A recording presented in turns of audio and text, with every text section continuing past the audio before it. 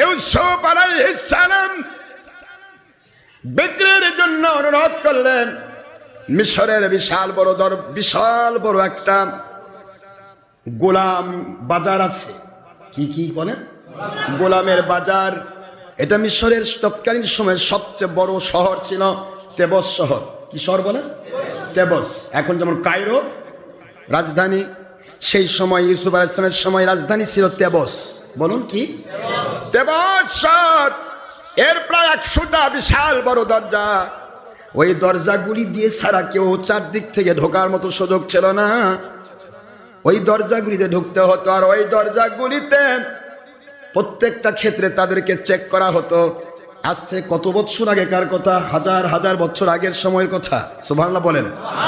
সেই সময়ও তারা তাদের নিরাপত্তা বিধান করেছে, নিরাপত্তার জন্য প্রচেষ্টা, নিরাপত্তা প্রহরী চতুর্দিকে তাদের সেটিং ছিল। সেই সময়ে মিশর হলো আভিজাত্যপূর্ণ দেশ। মিশর হচ্ছে তৎকালীন সময়ের সভ্যদের দেশ। আর এই সভ্য দেশের মধ্যে সবচাইতে বড় খোদার নাম আমন খোদা। আমন খোদা, নাউজুবিল্লাহ বলেন। আরে আমন খোদার মাধ্যমে পুরা দেশটা পরিচালিত হয়। আমন খোদার মন্দির দিয়ে পুরা দেশটা ভরা।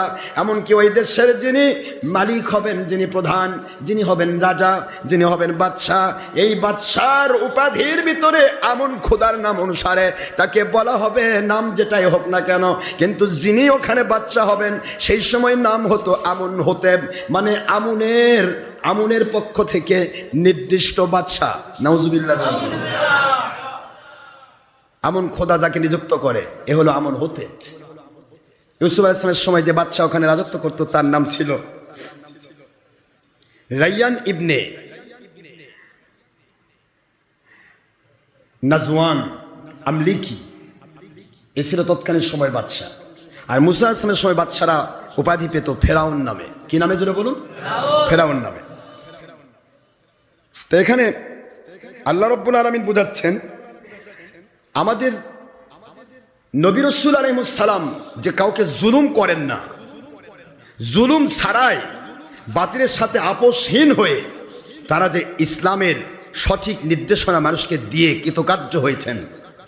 দেখেন, যেই মিশরে একটা ব্যক্তি আল্লাহ বলার কেউ ছিল না, আল্লাহ বলবে এরকম কোন ব্যক্তি ছিল না, সেই মিশরে ইউসুফ আলাইহিস সালাম ঢোকার সাথে সাথে অসংখ্য মানুষ এক আল্লাহর প্রেমিক হয়ে গেল। উনি এখনো কিন্তু দাওয়াত দেননি, এখনো দাওয়াত শুরু হয়নি, এখনো দাওয়াত।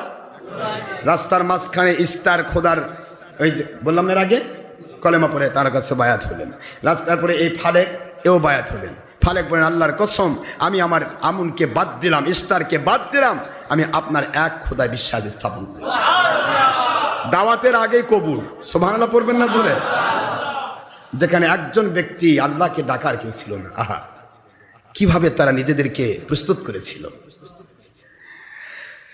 ইউসুফ আলাইহিস সালাম বয়স তো খুবই কম, সবে মাত্র 18 বছর বয়স যায়নি এখনো, 12 থেকে 18 এর মধ্যেই সময়টা চলছে। এর মধ্যে বিক্রির জন্য নিয়ে যাচ্ছে, ওনার অনুরোধে বিক্রির জন্য নিয়ে যাওয়া হচ্ছে এই তেবস শহরে। তেবস শহরে বিশাল বড় বাজার, যেখানে এক একটা গোলাম বিক্রি হতো তৎকালীন সময়ে মাত্র 50 দিরহাম, 100 দিরহাম। 100 থেকে 150 দিরহাম হলে, 100 থেকে 150 রুপার টাকা হলে একটা উন্নত মানের গোলাম পাওয়া যেত, যে সারাদিন খাটবে, অনেক উন্নত মানের গোলাম পাওয়া যেত।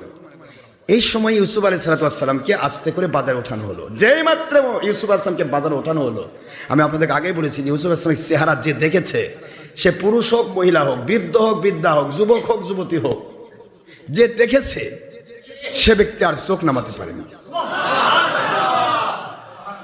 পাগলের মতো তাকে থাকে। মানুষগুলো যাচ্ছে ওই পালকিতে চড়ে, তখন তো পালকি খোলা পালকি ছিল, নিচে বেহারা ধরেছে আর উপরে খোলা সিংহাসন। এই সিংহাসনে বসে বসে মহিলারা এবং যারা ভিআইপি পার্সন তারা পুরুষেরা বসে যেত।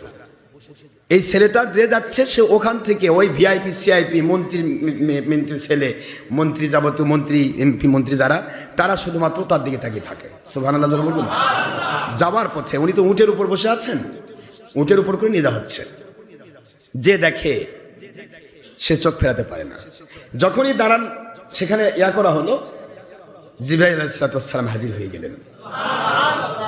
জিবরাইল আলাইহিস সালাম বলছেন, আয় আল্লাহর নবী ইউসুফ সিদ্দিকুল্লাহ আলাইহিস সালাম, আপনি একটু লক্ষ্য করুন, এই পুরা তেবস শহরের প্রত্যেকটা মানুষকে আপনি পাগল করে দিয়েছেন। যে আপনাকে দেখে সে মনে মনে আশা করে যে বিক্রি করতো তাহলে আমি নিতাম। এরা আপনাকে কিনতে চায়, সকলে আপনার মালিক হতে চায়। কিন্তু আপনি মুখস্থ করে রাখুন, এই পুরা মিশর, পুরা ফাদ্দান, পুরা সিরিয়া, পুরা এলাকা জর্ডান, পুরা আরব রাজ্য, এই পুরা আরব লীগের প্রতিটা মানুষকে আপনি নিজে আল্লাহর দয়া দিয়ে কিনে নেবে। আপনি কিনবেন, এরা আজকে আপনাকে কেনার জন্য পাগল। আপনার সৌন্দর্যকে কিনতে চায় না, আর আপনি কিনবেন আল্লাহ পাকের গোলাম বানানোর জন্য। ইউসুফ বসে আছেন, সবাই মূল্য হাঁকা শুরু করলো, সবাই কিনতে চায়। তো সবাই কিনতে চাইলে তো হবে না, সবচাইতে বেশি মূল্য যে দেবে সে পাবে। দাম ওঠা শুরু হয়ে গেল, বলাই লাগবে না, বলার আগেই 1000 দিরহাম হয়ে গেছে। 100 দিরহাম হলে উন্নত মানের গোলাম পাওয়া যায়, 1000 দিরহাম আগেই ঘোষণা হয়ে গেছে। গরিবরা আউট হয়ে গেল, যারা গরিবরা কিনতে চেয়েছিল আউট, এত দেখিয়ে কিনবে। এবার মন্ত্রীরা, আমন খোদার সবচাইতে বড় ক্যাশিয়ার, যে কোটি কোটি টাকার মালিক, সেই সময়ের অসংখ্য অজস্র সোনার উপর মালিক, এই আমন খোদার প্রধান যে ক্যাশিয়ার ছিল, এই ক্যাশিয়ার বলতেছে যত টাকা লাগুক এই বালককে কিনতে হবে। আমার আল্লাহ বলে, কিনে দেখেন, কিনে দেখ, তোর আমন কই যায় দেখবি। তো ও কিনবে কি দিয়া? ও তো সবার ঊর্ধ্বে দাম হাঁকলো। এর মধ্যে ওখানে নাজিল হয়ে গেল আমার আল্লাহর দয়া দিয়ে আজিজে মিশর, মিশরের দ্বিতীয় প্রধান ব্যক্তিত্ব, তার হাতেই গোটা মিশর। আজিজে মিশর বলা হয় খাদ্য এবং অর্থমন্ত্রী সেই সময়, আর তার হাতে গোটা দেশের দায়িত্ব অর্পণ করেন। বাদশাহ কোনো কাজ করতো না তৎকালীন সময়, বাদশাহ শুধুমাত্র বাদশাহ, শুধু পজিশন অনুসারে একটা রাষ্ট্রপতি, যেমন বাংলাদেশের রাষ্ট্রপতির দায়িত্ব পালন করছে, কিন্তু রাষ্ট্রপতির পাওয়ার প্রধানমন্ত্রীর দ্বারা। কথা কি বুঝতে পেরেছেন? ঠিক ওই রকম বাদশাহ শুধুমাত্র ধ্বজা ধরা, কিন্তু এর পূর্ণ দায় দায়িত্ব, কাজ, সমস্ত কাজ এবং সমস্ত অর্থ, এই লক্ষ লক্ষ কোটি কোটি স্বর্ণ মুদ্রা যা ছিল সেই আজিজে মিশরের আন্ডারে। আজিজে মিশরের সে ছেলেটা হযরত ইউসুফ আলাইহিস সালামের দিকে তার নজর পড়ে গেল। সুবহানাল্লাহ। আমার মালিক বলতেছেন, আজিজ মিশর, তুমি আমার ইউসুফকে কেন? কারণ আমি তো তোমার পদে আমার ইউসুফকে আসীন করতে চাই। অন্য কেউ কিনলে তো হবে না, অন্য কেউ কিনলে তো আমার যা উদ্দেশ্য সেটা তো হবে না। আল্লাহ সুবহানাহু ওয়া তাআলা আজিজ মিশরকে ইউসুফ আলাইহিস সালামের কাছে পাঠিয়ে দিলেন। আজিজ মিশর বললেন, কে কত দিয়ে কিনতে চায় আমি জানতে চাই না। এখানে ইমাম সুদ্দি রহমতুল্লাহ আলাইহি, সমস্ত বড় বড় উলিয়া এবং অনেক বড় বড় মাপের যারা মুহাদ্দিস মুফাসসির, সকলে এক কথায় বলেছেন, ইউসুফ আলাইহিস সালামকে ক্রয় করা হলো কত দিয়ে? ফিনিশিং এ আজিজে মিশর এক কথায় বলল, ইউসুফ আলাইহিস সালাম উনি নবী জানতেন না, কিন্তু উনি এত বড় মায়া করে ফেললেন, ইউসুফ আলাইহিস সালামের চেহারা দেখে আমন খোদার পজিশন তিনি ভুলে গেলেন। আল্লাহু আকবার, জোরে বলুন। বলতেছেন খোদা যেন সমস্ত যত রকমের সৌন্দর্য, সকল সৌন্দর্য দিয়ে যেন ইউসুফকে, খোদা তখন তারা বলতো, তারা তো আল্লাহ বুঝতো না, খোদা যেন তাকে তৈরি করে ফেলেছে সকল সৌন্দর্য দিয়ে। কত অর্থ লাগতে পারে এই ছেলেটার, পুরা ছেলেকে কমপ্লিটলি ওজন করে যা সোনা হয়, এ সোনা আমি দিতে চাই। এই সন্তানকে ওজন করে যত রূপা হয়, রূপা আমি দিতে চাই। এই ছেলেটিকে, বালকটিকে ওজন করে যত রেশম হয়, রেশম আমি দিতে চাই। এই বালকটিকে ওজন করে যত মেশকো আম্বর হয়, এত পরিমাণ মেশকো আম্বর আমি দিয়ে দিতে চাই। কে কিনবে এখন বলেন?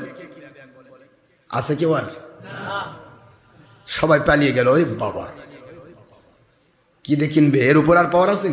কি দিবে? ওজনের সাথে বেশি, ডবল ওজন। ও টাকা পাবে কোথায়? এ তো রাজকোষে আছে। আমার মালিক বললেন, বুঝাতে চাইলেন, রে ইউসুফ আলাইহিস সালামের যাবতীয় শয়তান প্রভাবান্বিত ভাইরা বিক্রি করলে 20 টাকা দিয়ে, 20 দিরহাম দিয়ে আমার নবীকে বিক্রি করলে। মিশরের বাজারে আমার নবীর ওজন দিয়ে স্বর্ণ দিয়ে দেওয়া হচ্ছে। সুবহানাল্লাহ। ক্রয় করতে পারলে না তোমরা? তোমাদের মধ্যে ভাই হিসেবে দিলাম, তোমরা চিনতে পারলে না? আজকে সে মিশরে যাওয়ার পরে তোমাদেরকে চেনাবে। আমি আল্লাহ তোমাদেরকে চিনাবো আমি সেদিন। জোরে বলুন সুবহানাল্লাহ। নবীদেরকে চিনতে পারো না, ওলিদেরকে চিনতে পারো না? কোন নবীর দ্বারা কি হচ্ছে, কোন ওলির দ্বারা কি হচ্ছে বুঝতে পেরো না, বোঝার ভান করছো।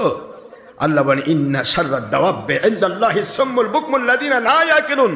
যারা দলের স্বার্থে বোবা হয়ে যায়, বধির হয়ে যায়, সত্য বুঝেও দলের স্বার্থে মিথ্যা অপবাদ দিয়ে সত্যের দুশ্মনী করে, ওলি আউলিয়ার দুশ্মনী করে, নবী রাসূলের দুশ্মনী করে, তারা দুনিয়ার শুকুর, কুকুর, চতুষ্পদ জন্তু, জানোয়ার, নিকৃষ্ট সৃষ্টিরও নিকৃষ্ট।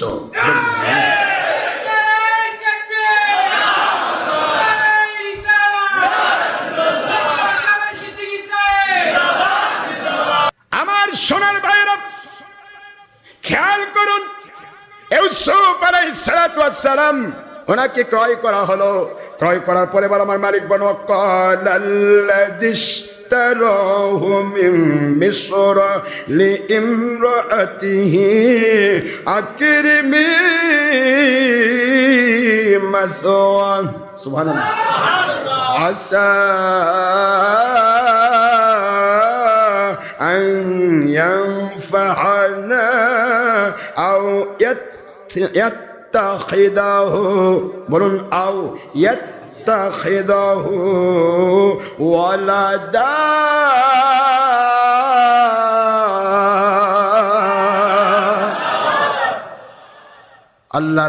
আল্লাহর কি দিয়ে দিচ্ছেন ইউসুফকে? স্ত্রীকে গিয়ে আজিজ মিশর বলতেছে, এই ছেলেটাকে অত্যন্ত যত্নের সাথে, সম্মানের সাথে, আদরের সাথে, মহব্বতের সাথে, ভালো জায়গা দিয়ে, আমার প্রাসাদের মধ্যে শ্রেষ্ঠ স্থান দিয়ে একে মানুষ করো, কারণ এ আমাদের উপকারে আসবে। এ আমাদের উপকারে আসবে। শুধু উপকারে নয় বিবি, আমাদের কোনো সন্তান নেই। ইয়াত্তাখিদাহু ওয়ালাদা, আমরা তাকে সন্তান বানাতে চাই। কি বানাতে চান? ভাইদের কাছে তাড়িত বিতাড়িত, বিশ্বের শ্রেষ্ঠ সবচাইতে বড় পাওয়ারফুল তৎকালীন সময়ের মিশর, এত বড় শ্রেষ্ঠ আভিজাত্যপূর্ণ এলাকা, সেখানকার আজিজ মিশর আমার ইউসুফ নবীকে সন্তান বানাতে চায়। আল্লাহ বুঝার তৌফিক দান করুন। মহান আল্লাহ যেন আমাদেরকে সত্যটাকে বুঝবার তৌফিক দেন। সবাই আমিন। দলের স্বার্থে নয়, ব্যক্তির স্বার্থে নয়, দুনিয়ার স্বার্থে নয়, অর্থের স্বার্থে নয়, আল্লাহ এবং নবীর প্রেমে সঠিক ইসলামটা যেন আমাদেরকে বুঝবার, মানবার তৌফিক দেন মৃত্যু পর্যন্ত। সবাই আমিন। পরবর্তী আলোচনা পরে ইনশাআল্লাহ আসবে। আজকে আমি এখানে